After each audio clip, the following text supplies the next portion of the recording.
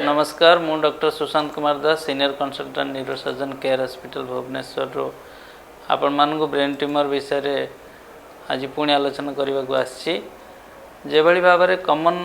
Question आम मान मन में उठे जे हेडेक जो ट्यूमर रही जाए तो मो ब्रेन रे तेणु सीवियर हेडेक बहुत दिन धरी लोकंर नॉर्मल भाव में हेडेक चलती मझे मझे बंद हो जाऊँगी तार बहुत प्रकार कज थाई पारे किंतु जदि सीवियर हेडेक होची एवं हठात कर स्टार्ट होती कंटिन्यूअसली रही एवं ता सहित आसोसिएटेड जमी वोमिटिंग हो बा ब्लरिंग ऑफ विजन हो ये सब रही जो इनक्रीज इंट्राक्रैनियल प्रेशर साइन रही ताने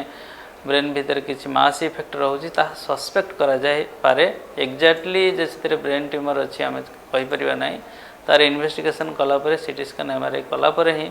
आम जापर कि हाँ ब्रेन ट्यूमर अच्छी कि ना कारण अन्य कज भी बहुत अच्छी जो कि हेडेक हो पारे बा जो इनक्रीज इंट्राक्रैनियल प्रेशर साइन भी रही पारे।